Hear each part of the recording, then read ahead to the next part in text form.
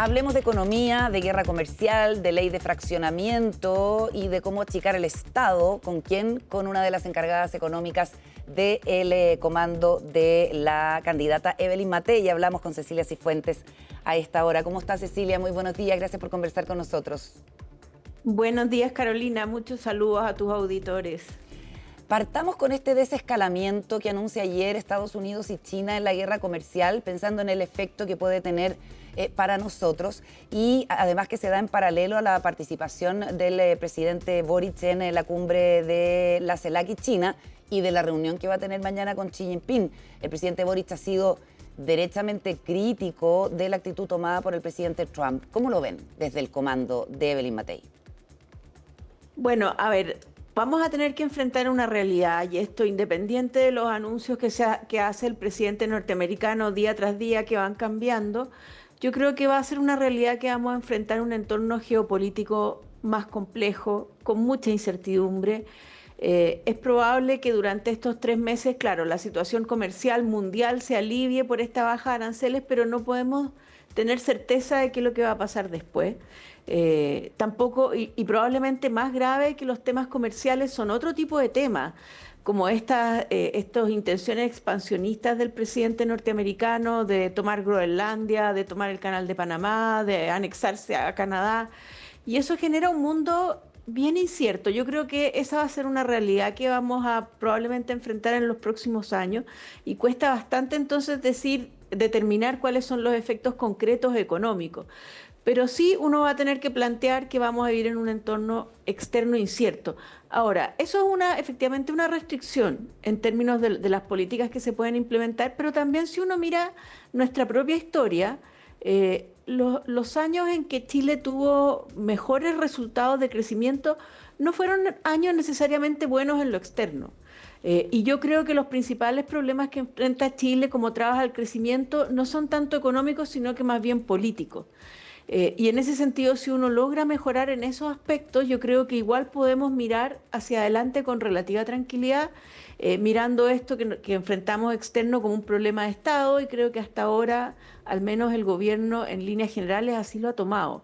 Enfrentamos una situación externa compleja, la tenemos que enfrentar con políticas de Estado que tienen que ver un poco con lo que hemos visto hasta ahora, el gobierno convocando a todos los sectores para buscar acuerdos, para buscar la vía de enfrentar esto, tratando de iniciar conversaciones con Estados Unidos. Al mismo tiempo, es necesario mantener buenas relaciones con China, que es nuestro principal socio comercial, pero con un equilibrio que es complejo, porque sin que eso se interprete desde el punto de vista de Estados Unidos como que Chile está banderizándose por alguno de los dos lados. Claro, y en eso uno ve las declaraciones del presidente y el tono del presidente, que son derechamente críticos de lo que ocurre en Estados Unidos. Debiera la máxima autoridad del país como mantener un poco más de neutralidad y distancia, que es algo que incluso quienes van en la comitiva del viaje y pertenecen a la oposición le han recomendado. Sí, yo creo que aquí hay que mantener mucha prudencia en las declaraciones, y en este sentido, claro, hemos visto que el presidente Boric ha hecho declaraciones a lo mejor que están en el límite de la prudencia. Yo creo que hay que tener mucho cuidado con esto. En ese sentido, yo aplaudo lo que ha hecho el Ministerio de Hacienda y la Cancillería respecto a este tema. Aquí tenemos que mantener mucha prudencia, y eso por el bien del país. Porque es verdad que nuestra situación es compleja. Nuestros dos principales socios comerciales son China y Estados Unidos, y la verdad que desde el punto de vista, si uno quiere más de mirada cultural, estamos más cercanos a Estados Unidos, porque Estados Unidos es una democracia y China no es una democracia. Entonces, como modelo, yo creo que Chile es más cercano a Estados Unidos que a China. Hablemos de las inversiones chinas en nuestro país también, Cecilia. Estamos conversando con Cecilia Cifuentes, asesora económica de Evelyn Matei, participa de su comando. El canciller Van Claveren dijo en el contexto de esta cumbre China-CELAC, a propósito del incendio de maquinaria, este tremendo ataque incendiario que se produce en la central Rucalhue, que se está construyendo y que es de capitales chinos, que Chile no descarta eventuales compensaciones frente a hechos como este y llamó a los inversionistas chinos a seguir creyendo en nuestro país. ¿Qué le parece ese dato? A ver, yo creo que es interesante, pero aquí la regla que tiene que primar es que es independiente, estas posibles compensaciones tienen que ser independientes del país donde vengan las inversiones. Eh, am- yo celebro que el gobierno este atentado lo haya enfrentado con más mano dura, haya dicho que iba a usar la ley antiterrorista en este caso. Lo que yo creo que corresponde es que esto sea el mismo criterio cuando hay otros atentados a inversiones chilenas o inversiones de otros países. No creo que aquí uno tenga que tener un trato diferenciado respecto a si se trata de inversiones chinas. En eso hay que ser muy claro en las señales. Aquí ha habido muchos atentados a empresas chilenas y no han tenido la misma actitud. No condeno el actual. Creo que en los anteriores ha habido demasiada permisividad con el terrorismo en la zona mapuche. Y sobre las inversiones chinas en el litio y este anuncio que luego de alguna manera fue desmentido por la embajada china de que se retiraban dos empresas de la explotación del litio, ¿cómo proyectan ustedes el valor de este recurso eventualmente si llegan al gobierno y todo lo que pasa, por cierto, con el contrato entre Corfo y SQM?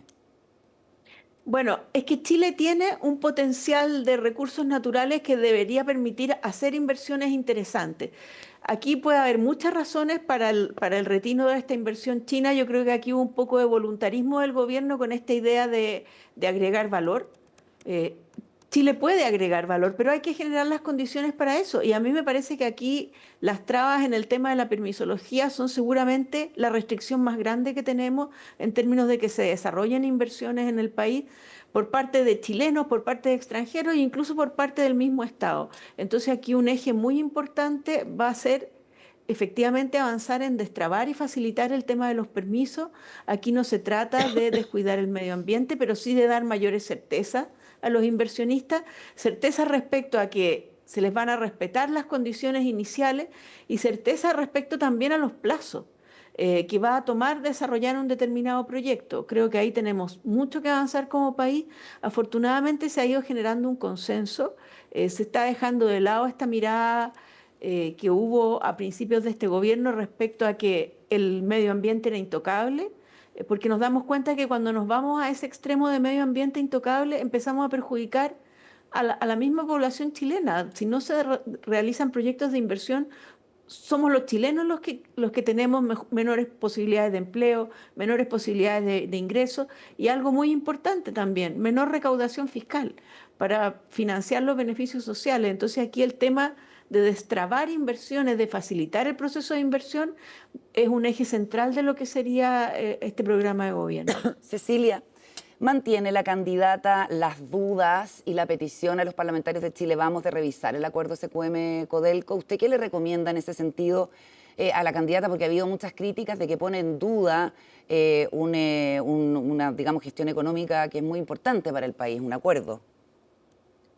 Bueno, es que desde el inicio la verdad que ese acuerdo recibió algunos cuestionamientos, porque yo creo que no cabe duda que no es la mejor forma de explotar los recursos del litio. Lo que deberíamos hacer va bastante más allá. Primero habría que permitir que el litio fuera concesionable, lo que requiere un cambio constitucional, y después hacer licitaciones competitivas y abiertas.